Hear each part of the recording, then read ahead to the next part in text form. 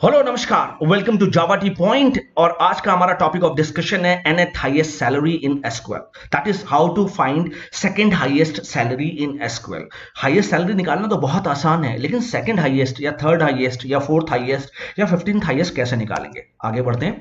Find the nth highest salary in SQL. Finding the nth highest salary, that is second, third और nth highest in a table is most important and common question asked in various interviews. तो अगर मैं interview की बात करूं तो बहुत ज्यादा पूछा जाने वाला क्वेश्चन है ये, nth हाईएस्ट सैलरी कैसे निकालते हैं। तो अगर आप एक स्टूडेंट है या अगर आप एक एम्प्लॉय भी है, आपको 2 या 3 साल का एक्सपीरियंस है, तो आप मेरी बात ध्यान से सुनिए कि ये क्वेश्चन सबसे ज्यादा पूछा जाने वाला क्वेश्चन है। क्लियर? आगे बढ़ते हैं। अब हम आपको कुछ एक नया मेथड दिखाने वाले हैं, एक मेथड दिखाने वाले हैं किससे हम सेकंड हाईएस्ट सैलरी कैलकुलेट करेंगे। आगे देखते हैं। तो मेरे पास एक टेबल है जिसमें 3 कॉलम है। पहला कॉलम है मेरा एम्प्लॉय आईडी, दूसरा कॉलम है मेरा एम्प्लॉय नेम और तीसरा कॉलम है मेरा सैलरी। और मेरे पास 10 रो हैं, रो 1 से लेकर रो 10 रोज हैं। और इन 10 रोज में पहला बंदा जो है अमित, जिसकी सैलरी है 20,000, और जो 10वां बंदा है वो राजेश, उसकी सैलरी 32,000। तो ये टेबल में मिक्स्ड सैलरीज हैं ना। भास्कर की 30,000 और कुछ डुप्लीकेट भी हैं। तो अगर भास्कर और पारुल को देखो, दे आर गेटिंग 30,000। अक्षिता और दुर्गेश को देखो, अक्षिता इज 28,000, दुर्गेश इज 28,000। तो कॉमन सैलरीज भी हैं। होता ही है ना, ऐसा थोड़ी कि एक ऑर्गेनाइजेशन में सबको एकदम डिस्टिंक्ट सैलरी मिलती है, कॉमन भी मिल सकती है। तो जब कॉमन मिल सकती है तो उसी के हिसाब से हमने टेबल डिजाइन किया। आगे बढ़ते हैं।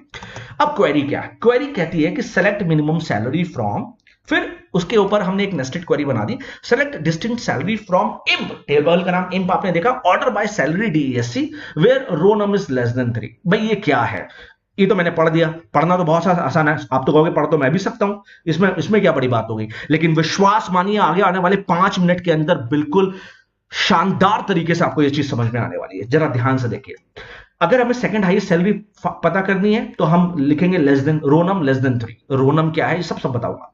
रोनम लेस देन 3, ठीक है। अगर मुझे सेकंड हाईएस्ट सैलरी फाइंड करनी है तो मैं लिखूंगा रोनम लेस देन 3। और थर्ड हाईएस्ट सैलरी करनी है तो लेस देन 4, 15th करनी है तो लेस देन 16, ठीक है। अच्छा, ये मेरे पास टेबल था। और अगर मैं इस टेबल पे ये ऊपर वाली क्वेरी जो आपको दिख रही है, क्वेरी 1, इसको चलाऊं तो आउटपुट क्या आएगा कि 37,000। और अब जरा ध्यान से देखिए, इस टेबल में हाईएस्ट सैलरी किसकी है? सोनम की। सोनम इज गेटिंग 40,000, लेकिन सेकंड हाईएस्ट सैलरी रवि की है एंड रवि इज गेटिंग 37,000। तो यही हमें चाहिए था कि सेकंड हाईएस्ट किसकी है, तो 37,000 आ गया। अब आती है बात कि इसको सॉल्व कैसे किया सर आपने, और इस क्वेरी का मतलब क्या है। तो एक एक करके समझते हैं आगे वाली स्लाइड में। आगे वाली स्लाइड में पहले मैं आपको क्वेरी दिखा देता हूं। अच्छा, इस क्वेरी में आपको पता है, अगर आपने एक मैथमेटिक्स भी सॉल्व की तो सबसे पहले अंदर का ब्रैकेट सॉल्व होता है। तो चलो सबसे पहले अंदर का ब्रैकेट सॉल्व करते हैं, सबको उड़ा देते हैं, उड़ा दिया। अब सबसे पहले अंदर का ब्रैकेट सॉल्व करते हैं। कह रहा है सेलेक्ट डिस्टिंक्ट। डिस्टिंक्ट क्या होता है? अलग अलग, क्योंकि सैलरी कॉमन भी थी ना। मैं तो कह रहा हूं अलग अलग सैलरी निकालो। सेलेक्ट डिस्टिंक्ट सैलरी फ्रॉम, कहां से निकालो? इंप। टेबल इंप था, इंप टेबल में 3 कॉलम थे, लेकिन मुझे इसमें से क्या चाहिए? डिस्टिंक्ट सैलरी चाहिए। लेकिन वो सैलरी के ऊपर भी मैंने एक कंस्ट्रेंट लगा दिया, क्या कि जो तुम सैलरी निकालो अलग अलग, वो किस ऑर्डर में होनी चाहिए? ऑर्डर बाय क्लॉज क्या करता है? असेंडिंग या डिसेंडिंग ऑर्डर में करता है। तो मुझे डिसेंडिंग ऑर्डर में चाहिए, मतलब हाईएस्ट ऊपर चाहिए। तो मैंने कर दिया सैलरी डिसेंडिंग ऑर्डर में करता हूं। एक एक लाइन मैंने आपको समझाई कि ये क्वेरी कह रही है कि भैया टेबल तुम मुझे सिर्फ सैलरी दो और सैलरी को भी तुम डिसेंडिंग ऑर्डर में करो और कोई भी डुप्लीकेट सैलरी नहीं होनी चाहिए। तो आओ देखते हैं सैलरी क्या थी। ये सैलरी थी, इसमें तो अभी डुप्लीकेट सैलरी है। जब हम ये वाली क्वेरी चलाएंगे तो आंसर क्या आएगा ये देख लो। तो जब हम ये वाली क्वेरी चलाएंगे तो इसमें ये आंसर आ जाएगा। अब तुम देखो, सारी की सारी सैलरी डिसेंडिंग ऑर्डर में है और कोई भी डुप्लीकेट नहीं है। तो इस सैलरी इस क्वेरी को चलाने के बाद कौन सा आंसर आ गया? ये आंसर आ गया।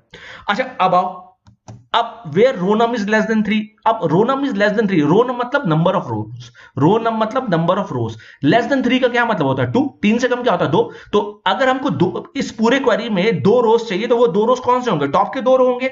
रो नम ऊपर टॉप के ही 2 रो लेता है। तो अब देखो आंसर क्या आ गया। इसको चलाने में इतना आंसर आ गया कि टॉप के 2 रो आ गए। अब देखो, अब तो साफ साफ समझ में आ रहा है आपको कि इसमें से मिनिमम, अब सेकंड हाईएस्ट सैलरी तो आपको दिखी गई 37,000। अब इसमें से क्या लगा दो? मिनिमम सैलरी लगा दो, बस लगा दिया। सेलेक्ट कर लो मिनिमम सैलरी फ्रॉम, कहां कहां से, इसमें से, इसके अंदर में से क्या निकालो, इसके अंदर से क्या निकालो, मिनिमम सैलरी। जो मिनिमम सैलरी होगी वही तो सेकंड हाईएस्ट होगी, तो select minimum salary from this, इसमें से निकालो, तो क्या आंसर आया 37,000, और यही हमारी सैलरी है। तो दिस इज ऑल